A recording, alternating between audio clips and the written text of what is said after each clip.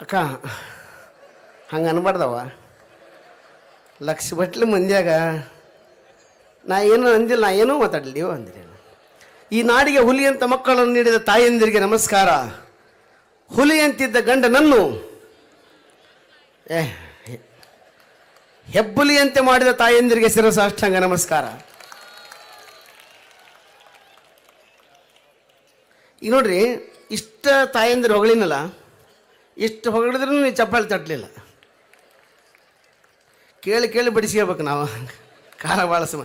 ಇದೇ ನಮ್ಮ ಹುಲಿಗಳಿಗೆ ಹೇಳಿಬಿಟ್ರೆ ನನ್ನ ಕೆಳಗೆ ಇಳಿಸ್ಕೊಂಡು ಎತ್ಕೊಂಡು ಕರ್ಕೊಂಡು ಹೋಗ್ಬಿಡ್ತಾರೆ. ಹೆಣ್ಮಕ್ಳಷ್ಟೇ ಚಪ್ಪಾಳಿ ತಟ್ರಿ ಅಮ್ಮ, ಹೆಣ್ಮಕ್ಳಷ್ಟ ನೋಡಿ. ಚಪ್ಪಾಳಿ ಅಂದ್ರೆ ಹೆಂಗಿರ್ತಾವೆ ನೋಡ್ರಿ. ಈಗ ಗಂಡ್ಮಕ್ಳು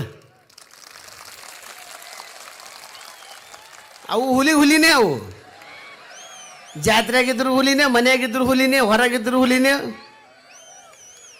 ಆದರೆ ಎಲ್ಲ ಕಡೆ ಹುಲಿ ಒಂದೇ ಓಡಾಡ್ತಿರ್ತದೆ, ಮನೆಯಾಗ ಮಾತ್ರ ಸೈಲೆಂಟ್ ಆಗಿರ್ತದೆ. ಯಾಕಂದ್ರೆ ಅಲ್ಲಿ ಮ್ಯಾಲೆ ಚಾಮುಂಡೇಶ್ವರಿ ಇರ್ತಾಳೆ, ಸ್ವಲ್ಪ ರೆಸ್ಪೆಕ್ಟ್ ಕೊಟ್ಟು ಹುಲಿ ಸೈಲೆಂಟ್ ಆಗಿರ್ತದೆ. ಹಂಗೆ ನಾನಂದೆ ಮಹಿಳೆಯರಿಗೆ, ನಾನು ಎಲ್ಲ ಕಡೆ ನೋಡಿದ ಹಾಗೆ ಮಹಿಳೆಯರಿಗೆ ಆಯುಷ್ಯ ಜಾಸ್ತಿ ಇರ್ತದೆ. ಯಾಕಂದರೆ 2024 ಲೀಸ್ಟ್ನಲ್ಲಿ ತೆಗೆದು ನೋಡಿದಾಗ ಮಹಿಳೆಯರಿಗೆ ಆಯುಷ್ಯ ಜಾಸ್ತಿ. ಯಾಕಂದರೆ ಸ್ವಲ್ಪ ಮಿಸ್ಟೇಕ್ ಆಗೋದು ಸಹಜ. ಈಗ ನೋಡಿ, ಜಾತ್ರೆಗೆ ಬಂದಿರ್ತಾರೆ, ಎಲ್ಲ ಕಡೆ ಫುಲ್ ಮೇಕಪ್ ಮಾಡ್ಕೊಂಡು ಬಂದುಬಿಟ್ಟಿರ್ತಾರೆ. ರಾತ್ರಿ ಮನೆಗೆ ಹೋದ ತಕ್ಷಣ ಮೇಕಪ್ ತೆಗೆದು ಮಕ್ಕೊಂಡ್ಬಿಡ್ತಾರೆ. ಯಮಧರ್ಮ ತಗೋಬೇಕಂತ ಬರ್ತಾನೆ ಅವ್ನು, ಟೋಟಲಿ ಕನ್ಫ್ಯೂಸ್ ಆಗಿಬಿಡ್ತದೆ ಅವನಿಗೆ. ಈ ಜಾತ್ರೆಗೆ ಒಂದು ನಮನೆ ಕಂಡ್ಲು ಯಮ್ಮ, ಇಲ್ಲಿ ಒಂದು ನಮನೆ ಹೇಳ, ಹೌದೋ ಅಲ್ಲ ಅಂತಂದು ಬಗಲಾಗ ಮಲಗಿರ್ತದಲ್ಲ. ಇದು ಹೆಂಗಿದ್ರು ಒಂದೇ ಟೈಪ್ ರೀ. ಇದು ಜಾತ್ರೆ ಆಗಿದ್ರು ಒಂದೇ ಟೈಪ್, ಮದುವೆ ಆಗಿದ್ರು ಒಂದೇ ಟೈಪ್. ಹೆಗಲ ಮೇಲೆ ಟವಲು ಲುಂಗಿ ಹಾಕೊಂಡು ಅಗಲ ಮಕ್ಕೊಂಡ್ಬಿಟ್ಟಿರ್ತದೆ. ಇದನ್ನೇ ಎತ್ಕೊಂಡು ಹೋಗ್ಬಿಡ್ತಾನೆ. ಯಮಧರ್ಮ ಹೋಯ್ದಿದ್ದು ಇಷ್ಟೇ ಬೇರೆ, ಬಂದಿದ್ದು ಇಷ್ಟೇ ಬೇರೆ ಅಲ್ರಿ ಅಂತಾರೆ. ಗಂಡ್ಮಕ್ಳು ಹೆಣ್ಮಕ್ಳು ನನಗೆ ಕನ್ಫ್ಯೂಸ್ ಮಾಡ್ಯಾರಲೇ ಅಲ್ಲಿ ಅಂತಾರೆ.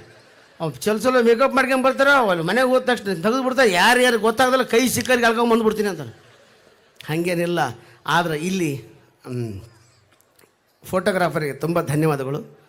ಕಷ್ಟಪಡ್ತಿದ್ದೀನಿ ನಾನು, ನಿಮ್ಮದು ಫೋಟೋ ತೆಗಿತಾರೆ. ಈ ಭೂಮಿ ಮೇಲೆ ಇರ್ತಕ್ಕಂಥ ಏಕಮಾತ್ರ ಗಂಡಸು ಅಂದರೆ ಫೋಟೋಗ್ರಾಫರ್ ಅಂತೀರಿ. ಯಾಕಂದ್ರೆ ನಮ್ಮ ಮದುವೆಗೆ ನಮ್ಮ ಹೆಂಡತಿ ನಮ್ಮ ಮಾತು ಕೇಳ್ತಿರೋದಲ್ಲ, ಫೋಟೋಗ್ರಾಫರ್ ಮಾತು ಕೇಳ್ತಿರ್ತಾಳೆ. ಇವ್ರಿಗೊಂದು ಕೆಟ್ಟ ಅಭ್ಯಾಸ, ಚಲೋ ಅಭ್ಯಾಸ. ಈ ಕಡೆ ನೋಡ್ರಿ ಅಂತಿರ್ತಾರೆ ಅವರು. ಈ ಕಡೆ ನೋಡ್ರಿ ಅಂತಿರ್ತಾರೆ. ಮದುಮಗನಿಗೆ ಹೇಳ್ದ, ನೋಡು ಈ ಕಡೆ ನೋಡ್ಕೊಂತ ತಾಳಿ ಕಟ್ಟು, ಒಂದು ಚಲೋ ಫೋಟೋ ತೆಗಿತೀನಿ ಅಂದು. ಆಯಿತು, 1 2 3 ಅಂದ. ಈ ಕಡೆ ನೋಡ್ಕೊಂತ ತಾಳಿ ಕಟ್ಟಿಬಿಟ್ಟ. ಯಾರಿಗೆ ಕಟ್ಟಿದ? ಹುಡುಗಿ ಹೋಗ. ಇದೇನ್ರಿ ಮಿಸ್ಟೇಕ್ ಆಯ್ತಲ್ರಿ ಅಂದವ. ಮಿಸ್ಟೇಕ್ ಏನು ಇನ್ನೂ ಮಾಡಿದ್ದು? ಈ ಕಡೆ ನೋಡ್ಕೊಂತ ಕಟ್ಟಿಬಿಟ್ಟಿನ ಯಾರ ಬಗ್ಗಿಬಿಟ್ಟಾರ. ಹಂಗೆ ಈಗ ಹೆಣ್ಮಕ್ಳು ನಾನು ಭಾಳಷ್ಟು ಸಲ ನೋಡ್ತಿರ್ತೀನಿ, ಸ್ಕೂಟಿ ನಡೆಸ್ತಿರ್ತಾರೆ. ನೋಡಬೇಕು, ಭಾರಿ ನಡೆಸ್ತಿರ್ತಾರೆ. ಮೊನ್ನೆ ಪೊಲೀಸ್ ಸ್ಟೇಷನ್, ಇಲ್ಲೇ ಕೊಪ್ಪಳದಾಗ ಬಂದ ಪೊಲೀಸ್ ಸ್ಟೇಷನಿಗೆ ಕೇಸ್ ತೊಗೊರಿ ಅಂದ. ಪೊಲೀಸರು ತೊಗೊಳವಲ್ರು. ಎದಕ್ಕೆ? ಹೆಣ್ಮಗಳು ಸ್ಕೂಟಿ ತೊಗೊಂಡು ಹೊಡೆದಾಳ್ರಿ ಅಂದು. ಪೊಲೀಸರು ಬೈದರು, ಮನುಷ್ಯ ಇದ್ದೇನಿದ್ದೆ, ಹೆಣ್ಮಕ್ಳು ಸ್ಕೂಟಿ ತೊಗೊಂಬರೋಕಲ್ಲಕ ನೀನು ಮಗನೇ ಫುಟ್ಪಾತ್ ಮ್ಯಾಗ ಹೋಗ್ಬೇಕು, ನೀನು ಗೊತ್ತಾಗೋದಿಲ್ಲ ನಿನಗೆ. ನಮ್ಗೆ ಬೈತಿರಲ್ರಿ ನೀವು. ಒಂದು ಫುಟ್ಪಾತ್ ಮ್ಯಾಗಲ್ರಿ, ಹೊಲ್ದಾಗ ಕೆಲಸ ಮಾಡ್ತೀನಿ, ಅಲ್ಲಿ ಬಂದು ಹೊಡೆದಾಳ. ಈಗ ಕೇಸ್ ತೊಗೊತಿರಲ್ಲ, ನಾನು ಬರೋಬ್ಬರಿ ತೊಗೊಂತೀಮ್ಮ ಅಂದ. ಆದ್ರೂ ಹೇಳಿದ್ರೆ, ಈಗ ಒಂದು ಮಾತು ಹೇಳಿದ್ರೆ, ಹೃದಯ ಶ್ರೀಮಂತಿಕೆಯಲ್ಲಿ ಗಂಡು ಮಕ್ಕಳೇ ಶ್ರೇಷ್ಠ. ಯಾಕಂದ್ರೆ ಹೌದಲ್ರಿ ಸರ್, ಹೃದಯ ಶ್ರೀಮಂತಿಕೆಯಲ್ಲಿ ಗಂಡು ಮಕ್ಕಳೇ ಶ್ರೇಷ್ಠ. ಪ್ರೀತಿ ಮಾಡೋದ್ರಲ್ಲಿ, ಪ್ರೀತಿಯಿಂದ ನೋಡೋದ್ರಲ್ಲಿ, ಪ್ರೀತಿಯಿಂದ ಕಾಣೋದ್ರಲ್ಲಿ, ಪ್ರೀತಿಸೋದ್ರಲ್ಲಿ, ನಮ್ಮವರು ನಿಮ್ಮವರು ಅಂತ ಪ್ರೀತಿ ಮಾಡೋದ್ರಲ್ಲಿ ಗಂಡು ಮಕ್ಕಳೇ ಶ್ರೇಷ್ಠ ಅಂತ ನಾನು ಹೇಳ್ತೀನಿ ಈ ಸಭೆಯಲ್ಲಿ. ಯಾಕಂತ ಕೇಳ್ರಿ, ನಾವು ಉದಾಹರಣೆ ಹೇಳ್ತೀನಿ, ಸರಿಯಾಗಿದ್ದರೆ ಚಪ್ಪಾಳಿ ತಟ್ರಿ. ಗಂಡು ಮಕ್ಕಳೇ ಶ್ರೇಷ್ಠ ಯಾಕಂತೀರಿ ಅಂದರೆ, ನಮ್ಮ ಮನೆಗೆ ನಮ್ಮ ತಂಗಿ ಆಳು, ನಮ್ಮ ತಂಗಿನ ನಾನು ಹೇಳ್ತಿ ಅಷ್ಟು ಪ್ರೀತಿಯಿಂದ ನೋಡಲ್ಲ, ಪ್ರೀತಿಯಿಂದ ಮಾತಾಡ್ಸಲ್ಲ, ಪ್ರೀತಿಯಿಂದ ಕರ್ಕೊಂಡೋಗಲ್ಲ. ಅದು ನಾನು ಹಂಗಲ್ಲ. ನಮ್ಮ ಹೆಂಡತಿ ತಂಗಿದಾಳ ಅಲ್ಲ, ತಪ್ಪು ತಗೋಬೇಡ, ಸರಿ ಹೇಳ್ತೀನಿ ಪೂರ. ಅವ್ರನ್ನ ಭಾಳ ಪ್ರೀತಿಯಿಂದ ಓದಿಸಿ ಬರೆಸಿ ಮದುವೆ ಮಾಡಿ ಕೊಟ್ಟುಬಿಟ್ಟೆ. ಈಗ ನೋಡಿ, ಈಗೆಲ್ಲ ಕಾರ್ಯಕ್ರಮ ಮುಗಿದ ಮೇಲೆ ಒಬ್ಬ ಮನುಷ್ಯ ಬಸ್ನಾಗ ಹತ್ತಿದ ತಕ್ಷಣ ಭಾಳ ಟಯರ್ಡ್ ಆಗಿರ್ತದೆ. ಬಸ್ಸಿನಾಗ ಹೋಗಿ ಕೂತಾನ ತಕ್ಷಣ ಬಗಲಾಗ ಒಂದು ಹೆಣ್ಮಗಳು ಕೂತಿರ್ತಾಳೆ. ಹೋಗಿ ನಿದ್ದಿಗಣ್ಣಾಗ ಆಕಿನ ಭುಜದ ಮ್ಯಾಗ ತಲೆ ಇಟ್ಟು ಮಕ್ಕೊಂಡ್ಬಿಡ್ತಾನೆ. ಮಕ್ಕಂಡ ತಕ್ಷಣ ಆಕೆ ಬಸ್ ನಿಲ್ಲಿಸಿ ಅವನ್ನ ಕರೆಸಿ ಡ್ರೈವರ್ ಕಂಡಕ್ಟರ್ ಬಡಿಸಿಬಿಡ್ತಾಳೆ. ಹೃದಯ ಶ್ರೀಮಂತಿಕೆಯಲ್ಲಿ ಅಷ್ಟು ಶ್ರೀಮಂತಿಕೆ ಅಲ್ಲ. ಅದ ಹುಡುಗ ಆಲೋಚನೆ ಮಾಡಿರಿ ನೀವು. ಒಬ್ಬ ಹುಡುಗ ಕುಂತಿದ್ದ, ಒಬ್ಬ ಹುಡುಗಿ ಬಂದು ಅವನ ಬಗಲಾಗ ಭುಜದ ಮ್ಯಾಗ ತಲೆ ಇಟ್ಟು ಮಕ್ಕೊಂಡ್ಲಂದ್ರೆ ಅವ ಇಲ್ಲೇ ಗಿಣಿಗೇರಿಗೆ ಇಳಿಬೇಕು. ಅವ ಅವು ಇಳಿಯೋದೇ ಇಲ್ಲ. ಅವ್ರು ಎಲ್ಲಿ ತನಕ ಹೋಗ್ತಾರೆ ಅಲ್ಲಿ ತನಕ ಹೋಗಿ ಬುಟ್ಟು ಬರ್ತಾರೆ. ಯಾಕಂದ್ರೆ ಮಹಿಳೆಯರ ಮೇಲೆ ಇರ್ತಕ್ಕಂಥ ಅಪಾರವಾದ ಗೌರವ, ಪ್ರೀತಿ.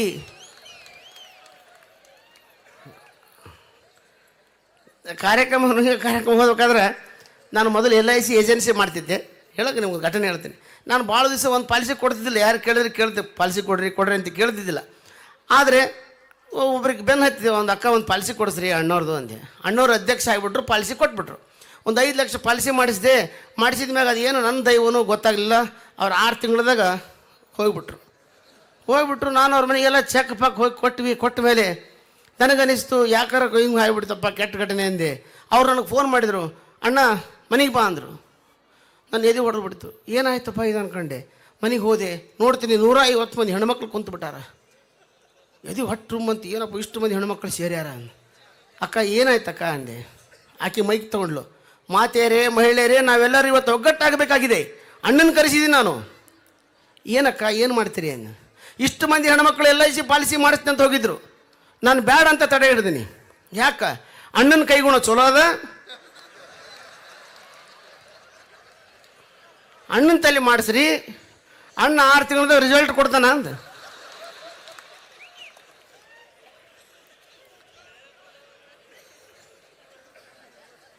ಇದು ರಿಸಲ್ಟ್ ಅನ್ರಿ ಅಂದ ನಾನು.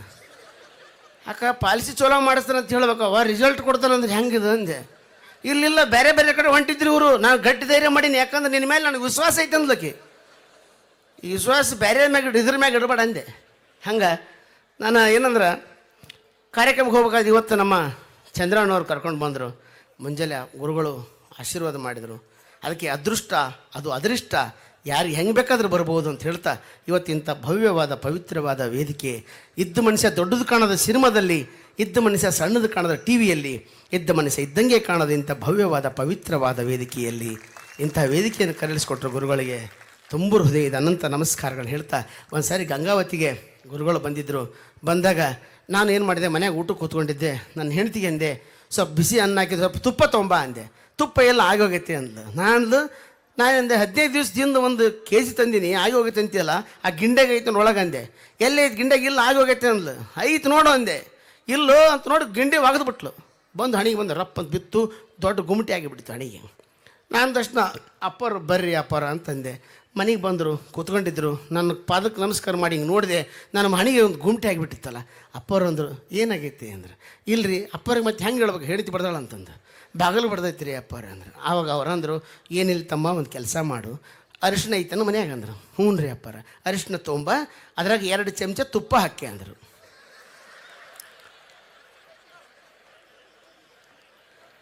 2 ಚಮಚ ತುಪ್ಪ ಹಾಕೋ ಅಂದ್ಬಿಟ್ರು. ನಾನಂದೆ, ಅಪ್ಪರ 2 ಚಮಚ ತುಪ್ಪ ಇತ್ತಂದ್ರೆ ಗುಮಟಿ ಹಾಕ್ತಿದ್ದಿಲ್ಲ ರೀ.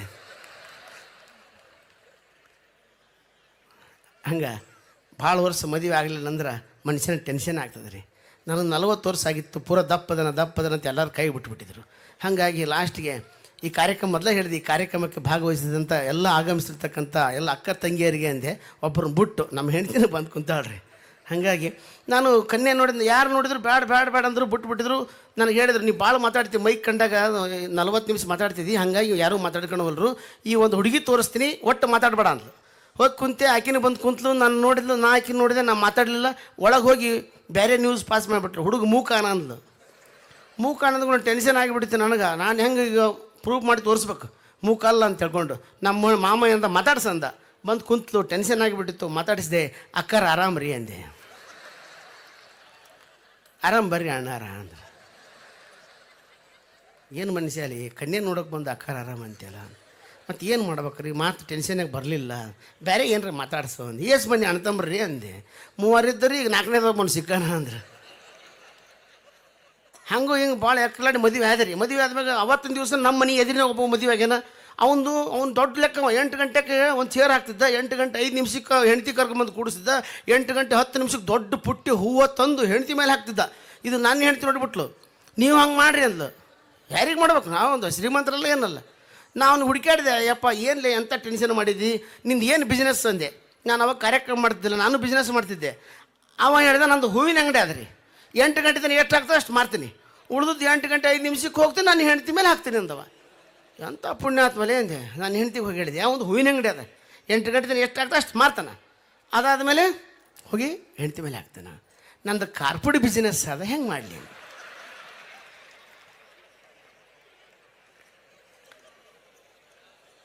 ಆವತ್ತು ಮುಚ್ಚಿದ ಬಾಗಲ ತೆಗಿಲಿಲ್ಲ. ನಾನು ಹೇಳಿ ಬೇಡಪ್ಪ ಅಂತ.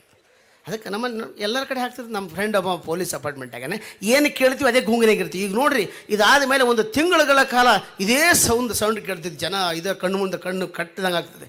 ಅಂಥ ಒಂದು ಯಾವ್ದು ಕೇಳ್ತೀವಿ ಅದು. ನಮ್ಮ ಗೆಳೆಯ ಮೊನ್ನೆ ಅಪಾರ್ಟ್ಮೆಂಟ್ ಆಗಿದ್ದ, ಪೊಲೀಸ್ ಅಪಾರ್ಟ್ಮೆಂಟ್ ಆಗಿದ್ದ. ಸೌದತ್ತಿ ಯಲ್ಲಮ್ಮನ ಗುಡ್ಡಕ್ಕೆ ಡ್ಯೂಟಿ ಹಾಕಿದ್ರು. ಅವ ಯಲ್ಲಮ್ಮನ ಗುಡ್ಡದಾಗ 24 ಗಂಟೆ 24x7 30 ದಿವಸ ಕೇಳಿದ್ದು ಒಂದೇ ಶಬ್ದ, ಧೋ ಧೋ ಧೋ. ನಾನು ಅವನಿಗೆ ಫೋನ್ ಹಚ್ಚಿಬಿಟ್ಟೆ, ಹಲೋ ಹಲೋ ಹಲೋ, ಏನಾಯ್ತಲ್ಲೋ ಅಂದೆ. ತಿಳಿಯವಲ್ತಲೇ ಅಪ್ಪ, ಹಲೋ ಹಲೋ. ಊರಿಗೆ ಬರ್ತಿಲ್ಲ ಅಂದೆ. ಬರ್ತೀನಿ ಇಲ್ಲ, ತಿಳಿಯವಲ್ತಲೇ ದೋಸ್ತ, ಹಲೋ ಹಲೋ.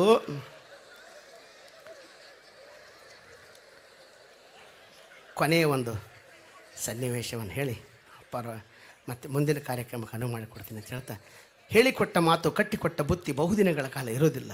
ಯಾರಾದರೂ ಮಾತು ಹೇಳಿದರೆ, ನಮ್ಮ ದೋಸ್ತ ಒಬ್ಬ ಇದ್ದ, ಏನು ಮಾಡ್ತೀವಿ, ಯಾವಾಗ ನೋಡಿದ್ರು 100 ರೂಪಾಯಿ ಜೇಬಿನಾಗ ಇಡ್ತಿತ್ತು. ಯಾವಾಗ ನೋಡಿದ್ರು 100 ರೂಪಾಯಿ ಜೇಬಿನಾಗ.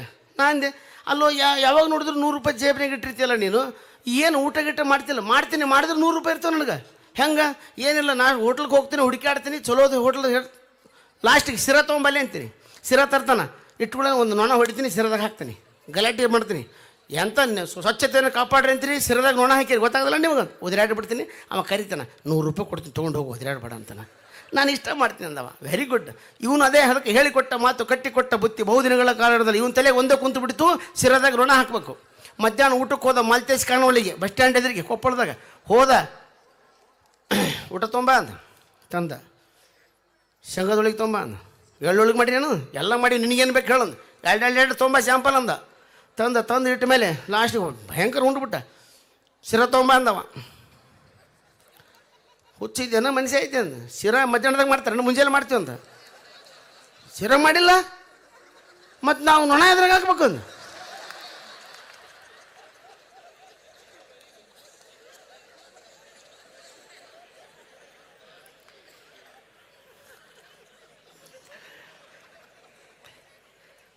ಅಪ್ಪರ ಹತ್ರ ಒಂದು ಹುಡುಗ ಕರ್ಕೊಂಬಂದರು. ಅವು 3 ಜನ ಮಕ್ಕಳು ಅವ್ರಿಗೆ. 3 ಜನ ಮಕ್ಕಳು. ಅವಕ್ಕೆ ಒಂದೊಂದು ಚಟ ಇತ್ತು ರೀ. ಒಬ್ಬ ಹುಡುಗ ಯಾವಾಗಾರ ಒಂದು ನಿಮಿಷಕ್ಕೆ ಹಿಂಗೆ ತಿಕ್ಕದ ತಾಸಿನ್ಯಾಗ ಒಂದು 50-90 ನಿಮಿಷ ಹಿಂಗೆ 1 ನಿಮಿಷ ಬಿಡವ. ಇನ್ನೊಬ್ಬರು ಹಿಂಗೆ ಮಾಡವ. ಇನ್ನೊಬ್ಬ ಬರೀ ತಿಳಿ ಕರ್ಕೊಂಡವ. ಇದು ನೋಡಿ ಸಾಕಾಗಿ ದೊಡ್ಡ ಶ್ರೀಮಂತರ ಮಕ್ಕಳು ಏನು ಮಾಡ್ಬೇಕು, ಎಲ್ಲಿ ಹೋಗ್ಬೇಕು ಗೊತ್ತಾಗ ಕೊಪ್ಪಳ ಅಜ್ಜರ ಹತ್ರ ಹೋಗ್ಬಿಡಮ್ಮ, ಅವ್ರು ಬಿಡಿಸ್ತಾರೆ. ಬರ್ರಿ ಅಪ್ಪರ ಇವ್ರಿಗೆ ನೋಡ್ರಿ, ಕನ್ಯೆ ನೋಡೋಕೆ ಹೋಗ್ತೀವಿ, ಎಲ್ಲಿ ಹೋದ್ರು ಬರೀ ಹಿಂಗೆ ಮಾಡ್ತಾರೆ, ಯಾರೂ ಕೊಡವಲ್ರು. ಇವು ಹಿಂಗೆ ಮಾಡ್ತಾವೆ, ಯಾರೂ ಕೊಡವಲ್ರು. ಒಬ್ಬ ತಲೆ ತೋರಿಸ್ತಾನೆ, ಅಪ್ಪರ ನೀವೇ ಬಿಡಿಸ್ರಿ ಅಂತ. ಏನೂ ಬಿಡಿಸೋದಿಲ್ಲ, ಕಳಿಸ್ರಿ ಅವ್ರನ್ನ. ಬಂದು ಕೂತರು. ಇವ್ರು ಏನಾಯ್ತು ರೀ, ಅಪ್ಪರ ಒಂದು ಮಾತು ಹೇಳಿದ್ರು, ನೋಡು ತಮ್ಮ, ನಿನ್ನ ಮೇಲೆ ನನ್ನ ಭಾಳ ಪ್ರೀತಿ ಅದ. 1 ಗಂಟೆಗಳ ಕಾಲ 3 ಜನ ನೀ ಹಿಂಗೆ ಮಾಡಬಾರ್ದು, ನೀ ಹಿಂಗೆ ಮಾಡಬಾರ್ದು, ನೀ ತಲೆ ತೋರಿಸ್ಬಾರ್ದು. ಆಯ್ತು ರೀ ಬುದ್ಧಿ. ಕೂತ್ಕೊಂಡ್ರು. ತಡ್ಕೊಳೋದಾಗಲಿಲ್ಲ ರೀ ಅವ್ರಿಗೆ. ಅಪ್ಪ 1 ನಿಮಿಷ ಆಯ್ತು, 2 ನಿಮಿಷ, 5 ನಿಮಿಷ, 10 ನಿಮಿಷ ಆಯಿತು. ಒಬ್ಬ ಶುರು ಮಾಡಿದ. ಅಪ್ಪರ ಅಂದ, ಏನು ಜಾತ್ರೆಯಾಗ ಮಂದಿರಿ ನೀವು ಮ್ಯಾಗಿದ್ರಿ ಅಪ್ಪ, ಕೆಳಗೆ ನೋಡ್ಲಿಲ್ಲ ರೀ. ತೇರಿ ಹಿಂದ ಮಂದಿ ಹಿಂಗೆ ರೀ, ಒಬ್ಬರಿಗೊಬ್ಬರು ತಿಕ್ಕಾಡ್ತಾರೆ, ಏನು ಗೊತ್ತಾಗವಲ್ತು ಯಾರು ಅಂದ. ಅಪ್ಪರ ಅಂದ್ರು, ಅಲ್ಲ ಮಗನ ಅಷ್ಟ್ರಾಗ ಇವು ಕೈ ಹಾಡ್ಸ್ಬಿಟ್ಟ. ಅವ ಬಗಲನು ನಮ್ಮ ಅಣ್ಣ ಇದು ಮಾಡಿಬಿಟ್ಟು ನಾನು ಹೆಂಗೆ ಮಾಡ್ಬೇಕು ಅಂತ. ಅವನು 2 ನಿಮಿಷ ಬಿಟ್ಟು ಅಪ್ಪರ ಅಂದ, ಏನು ನಿಂದೇನಂದ್ರು. ಇವ ಬರೀ ಮಂದಿ ತೇರಿನಾಗ ನೋಡ್ಯಾನ್ರಿ, ರೋಡ್ನಾಗ ನೋಡಿಲ್ಲ. ಗಾಡಿ ಸೊಯ್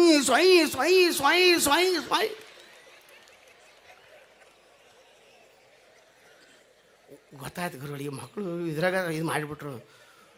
ಅವ ಏನು ಮಾಡಿಬಿಟ್ಟ, ಇನ್ನೊಬ್ಬ ತಲೆ ಇವು ಜಾತ್ರೆ ತೇರಿ ಹಿಂದೆ ಮಂದಿ ನೋಡ್ಯಾನ್ರಿ.